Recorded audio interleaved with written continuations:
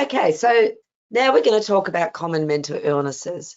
And I do like this infographic that Mandy and the team have added to this slide, so thank you. And it's important to note that you are not alone. So there is people that have mental illnesses often feel very much alone and isolated. But as you saw from those, just with the poll in this group, there is a high prevalence of mental health concerns and mental illness. So the most common type of mental illnesses, anxiety disorders are the most common types of mental illness. Depressive disorders and substance use disorders are also common.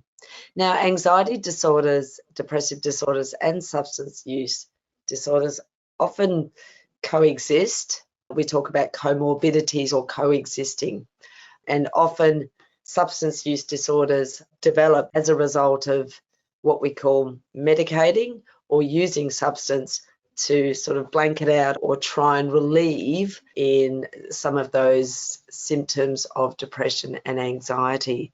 But again, what can develop from that is a substance use disorder.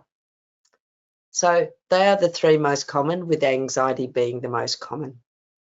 With anxiety disorders, there's many different types of anxiety disorders. There's social anxiety, there's generalized anxiety disorder, there's panic disorder, agoraphobia, etc. Psychotic disorders are less common. So probably about 0.9% of Australians in any given year have a psychotic disorder. So 1 in 5 Australian adults experience a common mental illness in any 1 year. So if you think about the amount of people that are in this webinar, which I believe is around 100 or so, if you think about those people, or next time you go to work, is that you have a look around at your colleagues. Now, the next part is that we're going to talk about signs and symptoms, and with mental illness or a mental health concern, makes things a little bit more challenging to see if someone that is close to you, that you work with, that you care for, is potentially has a mental health concern, developing a mental illness, or has a mental illness.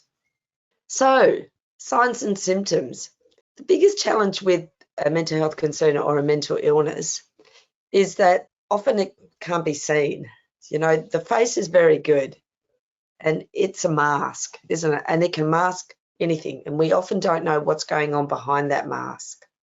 It's not like, you know, physical condition. Someone's got a broken arm, they come into work with a cast, or they've got a cut. You know, that's often talked about. But mental health concerns and mental illnesses are not often that people will talk about it. We're getting better at it, about talking about it and feeling comfortable to talk about it, but we've still got a long way to go. So signs and symptoms: behavioural, not getting things done, erratic behaviour, withdrawing from others, which is really common, reduced participation in work activities or, you know, enjoyable activities or social activities that a person would normally participate in, inability to concentrate, indecisiveness, difficulty with memory, loss of confidence, conflict with team members and manager, excessive fear or worry, increased errors or accidents. Just want to keep that slide there for a little bit, have another read through it, see if there's anything that resonates with you or maybe somebody you know. So physical signs and symptoms: tired all the time, sick and run down, headaches, persistent resistance, muscle aches and pains, moving slowly or appearing really agitated, changes in sleep patterns, sleeping too much, not getting enough sleep, weight loss or gain, dishevelled appearance, and gastrointestinal problems can be often related to a mental health concern or a mental illness. Again, I want you to have a think about that and understand if you've been going through any of these physical signs and symptoms.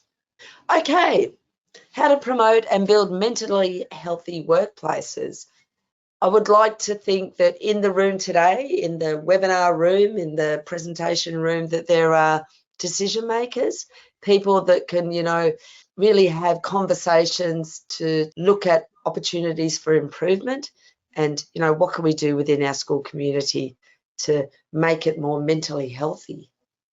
Minimise workplace harm, build organisational resilience, enhance individual resilience, and within that goes building organisational positive culture around attitudes to mental illness. Promote and facilitate early help seeking. So really supporting that with staff and giving them the ways and means to be able to do that. Support recovery and return to work programs.